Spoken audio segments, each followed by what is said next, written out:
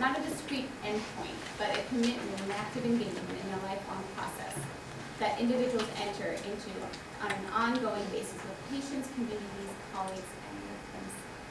Okay? So now we want to have you guys think about, when you hear the word cultural competence, what are some words that come up in your mind? Whereas when you hear cultural humility, what are some words? So let's start with cultural competence. What do you guys, when you hear that word, what does it make you think of? Give me some words. Awareness. Awareness, okay. Understanding. Respect. Okay.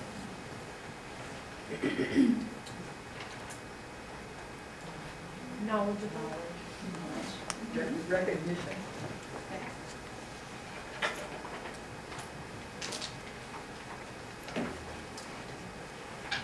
What about humility, cultural humility? What does that mean? What words come to mind? Accepting, Acknowledgement. seeking knowledge.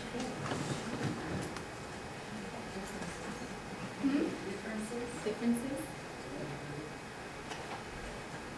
I think it's just about realizing that you don't know things and that you need to discover more. Whereas confidence is more, I got this, I know the difference between you and me. Humility is, I don't know, and I want to ask you and try to figure it out. Correct. Exactly. So, yeah, competence is, there's an endpoint, right? You know, just like most of you guys, you have competence in placing an ID or whatever it is, you set the skills that you have. And so with competence, a set of skills that you attain through that. Whereas cultural humility is an ongoing thing, right? There's no end to your knowledge about these or your understanding. And so there's a mastery, expert level where you feel like I'm competent in this. Versus humility, I'm still a learner, I'm still a student, I'm still learning. It's more, cultural humility is teachable, something you're constantly, like I said, learning. Whereas in competence, you feel knowledgeable. I know this, I'm good.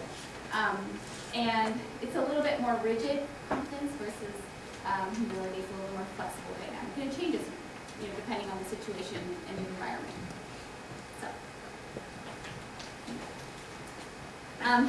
So this term, cultural humility, we'll go into, but it's based on the term just came out of a lot of events that have gone in the world, or things that have occurred in the world, and has developed actually here at Children's. And Dayna's going to talk a little bit about the history of cultural humility at Children's.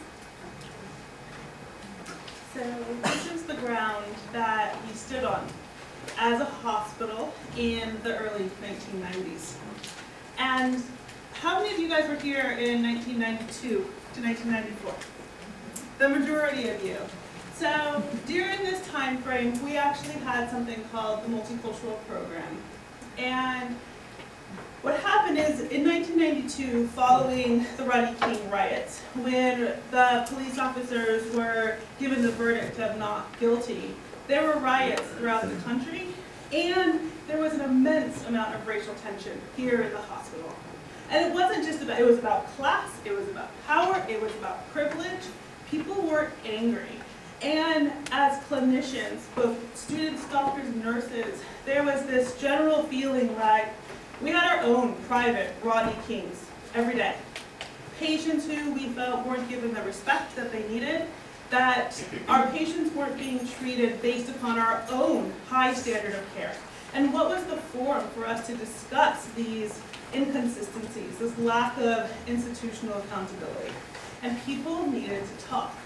There were several very tumultuous conversations that happened during that time between senior leadership and clinicians and EBS staff and cafeteria staff, where everyone got in the room and everyone was considered an equal in that dialogue. And there was a sense of immense urgency for the hospital to do something positive. And so because of the pressure that was put on the senior administration, Dr. Turbalon became the director of the Multicultural Program. And the thought was that people just like us, would sit around and talk about a lot of these hard issues. And you can see here in this picture, there's Dr. Lubin. And I actually am really interested in knowing who else you recognize from that picture. Keep growing, is that growing?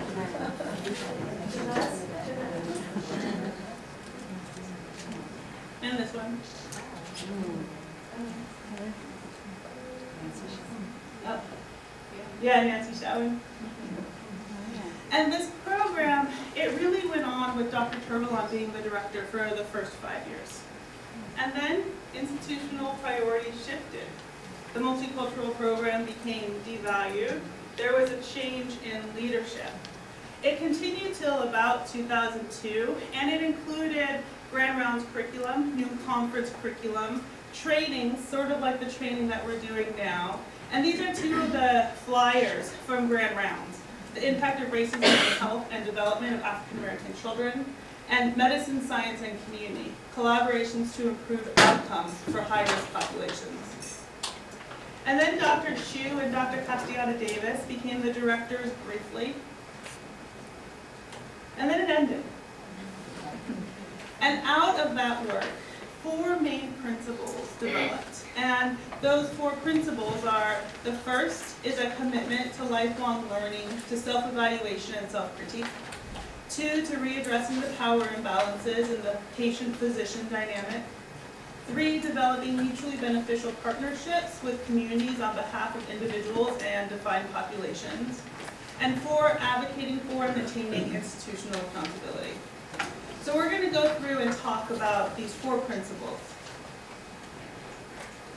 So the first one is self-reflection, knowing who you are. As the video you saw in the beginning, Dr. Turvalon said, like, know who you are. Who are you?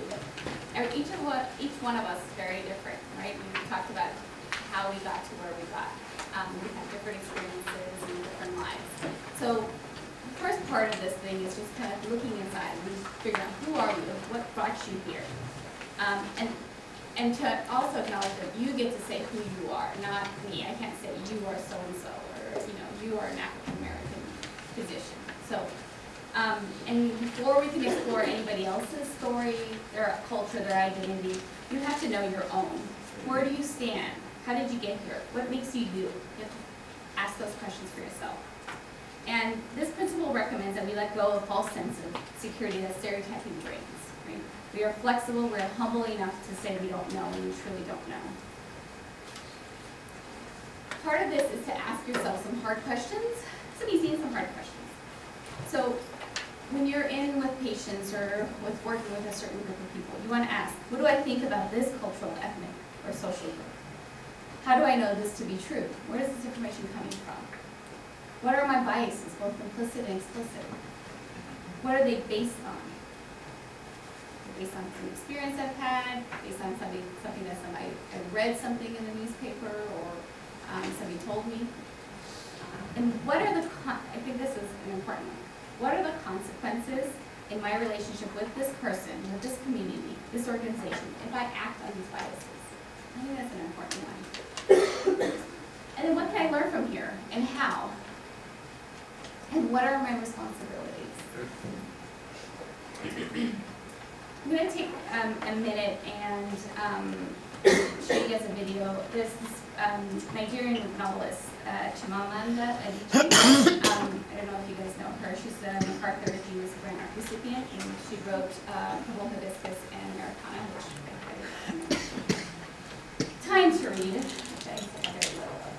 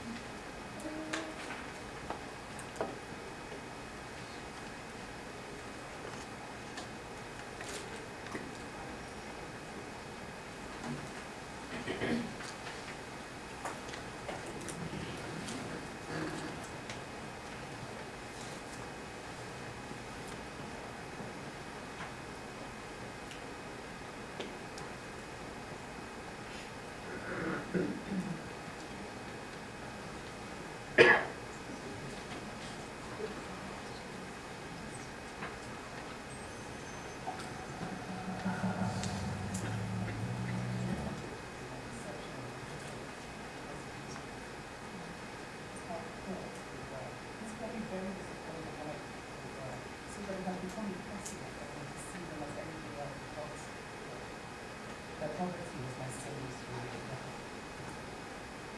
years later, I thought about this when I left Nigeria to go to university in the United States. I was 19. My American roommate was shocked by me. She asked where I had learned to speak English so well, and was confused when I said that Nigeria happened to have English as its official language. She asked if she could listen to what she called my tribal music. I was consequently very disappointed when I produced my tape with Mariah Carey. She assumed that I did not know how to use a story. What struck me is this: she had felt sorry for me even before she saw me. Her default position toward me as an African was a kind of patronizing, well-meaning pity. My roommate had a single story of Africa, a single story of catastrophe. In this single story, there was no possibility of Africans being similar to her in any way, no possibility of feelings more complex than pity, no possibility of connection as human beings. I must say that before I went to the US, I didn't consciously identify as Africa. But in the US, whenever Africa came up, people turned to me, never mind that I knew nothing about places like Namibia. But I did come to embrace this identity identity, but in many ways I think of myself now as African, although I still get quite irritable when Africa is referred to as a country, with given example being otherwise wonderful flight from Lagos to Tunis, in which there was an announcement of the Virgin flight about the charity walk in India, Africa, and other countries. So after I had spent some years in the US as an African, I began to understand my roommate's response to me. If I had not grown up in Nigeria, and if all I knew about Africa were from popular images, I too would think that Africa was a place of beautiful landscapes, beautiful animals, and incomprehensible people fighting senseless wars, dying of poverty and needs, unable to speak for themselves, and waiting to be saved by a kind, white foreigner. I would see Africans in the same way that I, as a child, had seen today's family. This simple story of Africa ultimately comes, I think, from Western literature. Now here's a quote from the writing of a London merchant called John Locke, who sailed to West Africa in 15...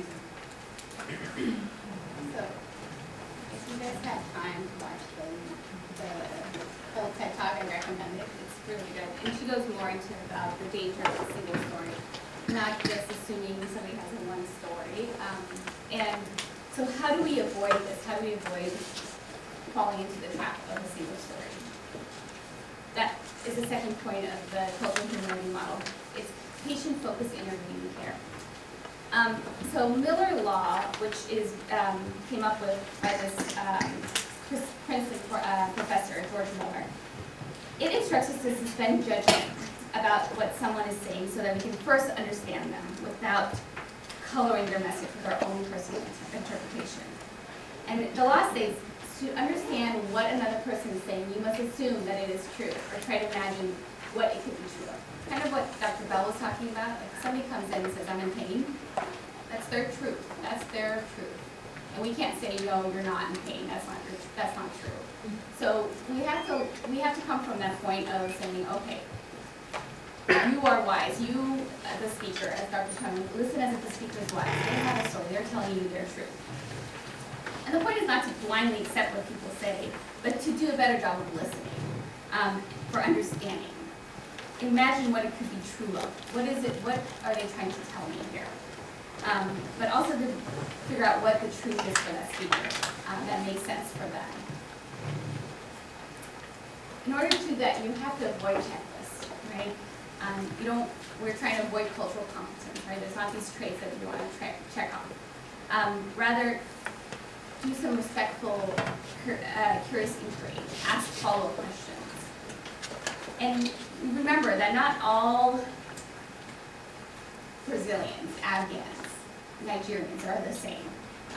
My identity as an Afghan American is very, very different than other Afghan Americans in this country. Even within my own family, how I define myself is very, very different than other people. So don't say like all, blank, Hispanic Americans, Latino Americans, or Americans like this.